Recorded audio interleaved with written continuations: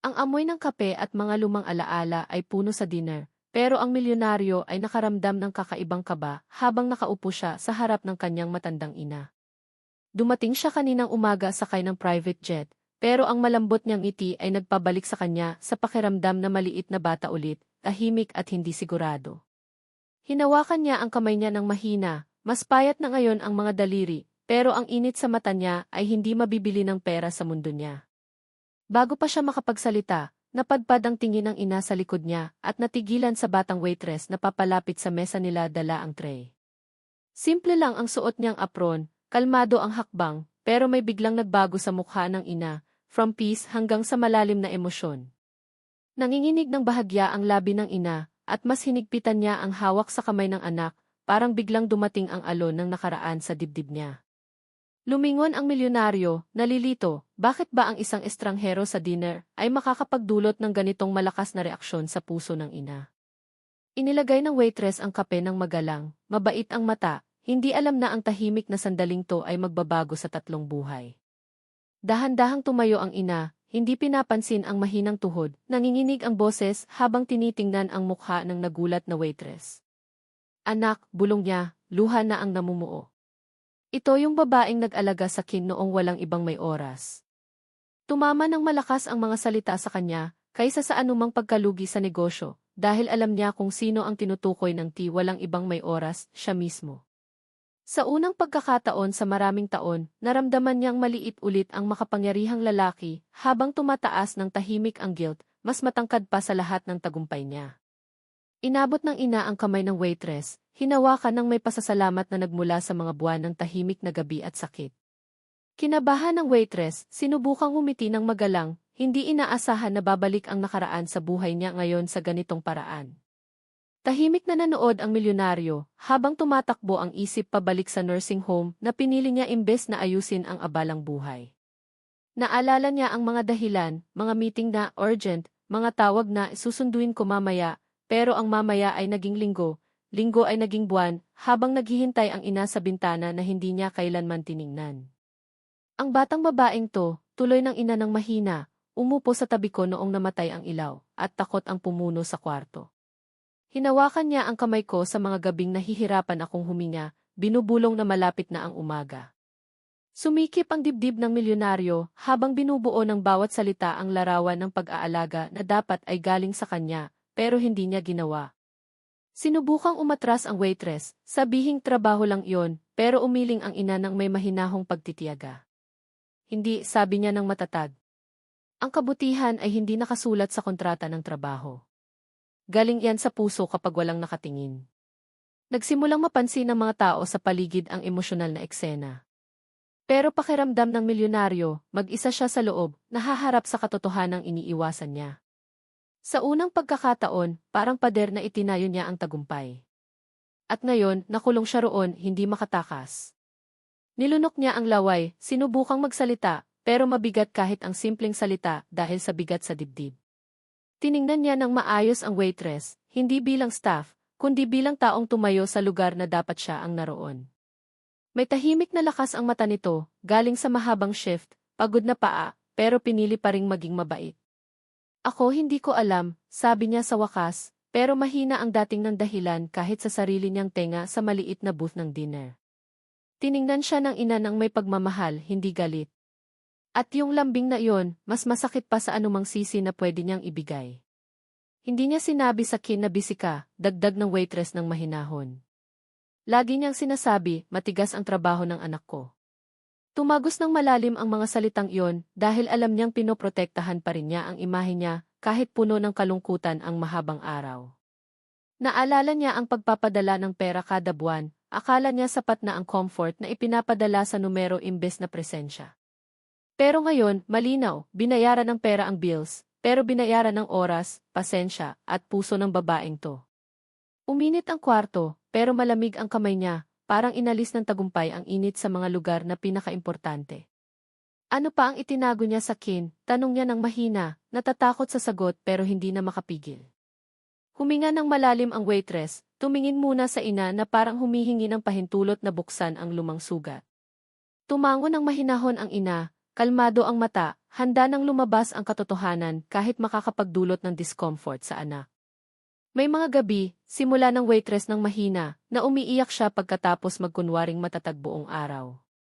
Tumigas ang panga ng milyonaryo, bawat salita ay parang tahimik na martilyo na bumabasag sa pride na dati idala-dala niya ng madali.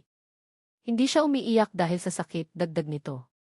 Umiiyak siya dahil sa akala niyang nabigo siya sa'yo kahit papaano. Tumingala siya ng mabilis, nagulat, dahil ang kabiguan ay salitang hindi niya pinapayagang lumapit sa buhay o pangalan ng pamilya niya. Sabi niya, baka hindi niya tama ang pagpapalaki sa'yo. Tuloy ng waitress, nanginginig ang boses. Dahil wala ka ng oras para sa kanya. Nawala ang ingay ng diner sa tenga niya, pinalitan ng mabigat na katahimikan na parang trabahong hindi niya deserve ang paghinga. Sinubukang ngumiti ang ina sa gitna ng luha, hindi siya sinisisi, pinoprotektahan pa rin ang puso niya tulad ng ginagawa ng mga ina. Pero ang pagmamahal na iyon ay naging salamin ngayon, ipinapakita ang halaga ng ambisyon kapag nakalimutan ang mga kamay na nagpalaki rito.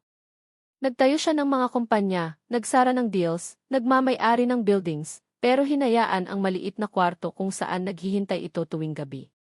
Sa unang pagkakataon, hiniling niyang mabili pa ang oras, dahil walang halaga ng pera ang makakabalik sa mga araw na iyon. Inibaba niya ang ulo, unti-unting pumuputok ang kanyang polished na imahe habang naninirahan ng malalim ang pagsisisi kung saan dati nakatira ang pride.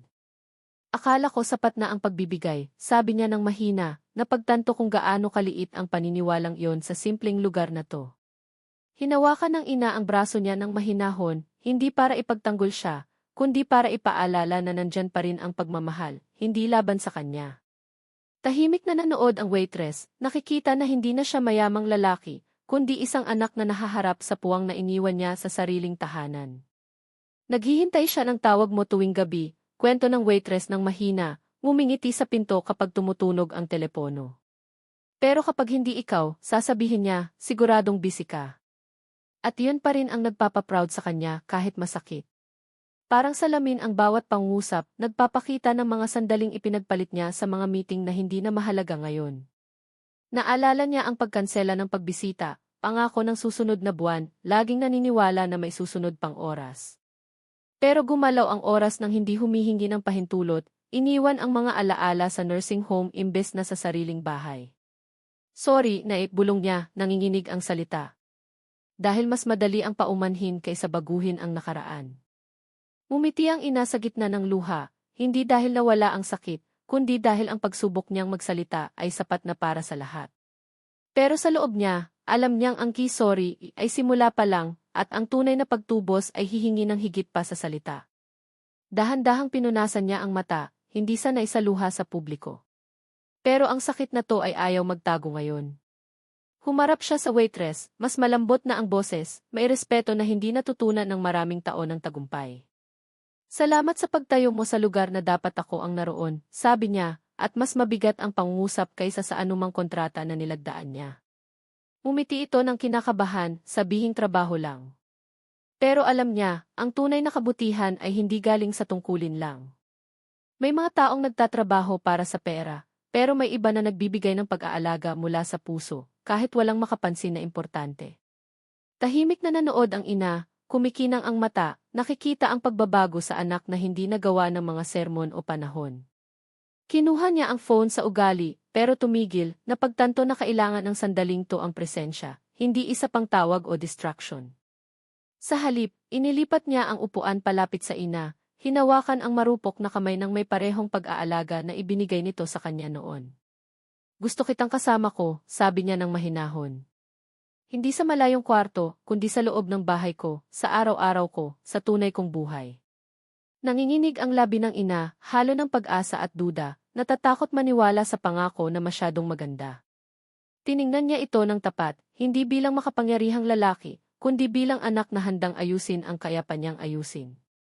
Sa maliit na booth ng dinner na iyon, walang papeles na nilagdaan. Pero ang pinakamalaking desisyon sa buong buhay niya ay ginawa na. Bumalik ang mga tao sa pagkain nila, pero sa mesang iyon, tahimik na nagbabago ang direksyon ng tatlong buhay. Tinanong ng milyonaryo ang buhay ng waitress, nalaman na double shift ito para suportahan ang maisakit na ama sa bahay. Sumikip ulit ang dibdib niya, dahil dumadaloy ang kabutihan mula sa taong may sariling mabigat na pasanin. Parang pamilya mo ang inalagaan mo ang nanay ko, sabi niya. Hayaan mo akong tulungan ang pamilya mo ngayon, hindi bilang charity, kundi bilang pasasalamat. Nagdalawang isip ito, labanan ng pride at pangangailangan, hindi sanay na may makakita sa struggles niya lampas sa uniforme.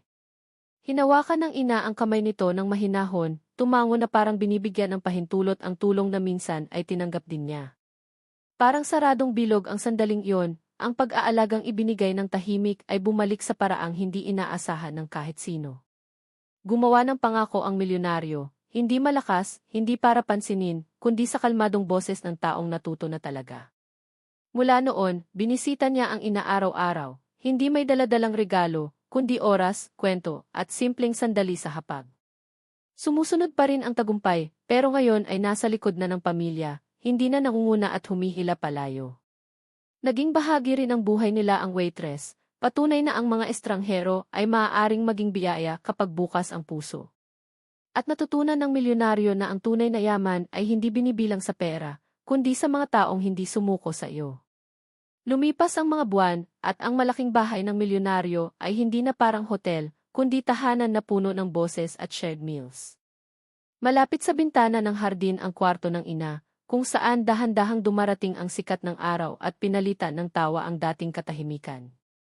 Tuwing umaga, umuupo siya kasama nito bago pumasok sa trabaho, dahan-dahang umiinom ng tsaa, natututo ng mga kwento mula sa nakaraan na hindi niya alam noon.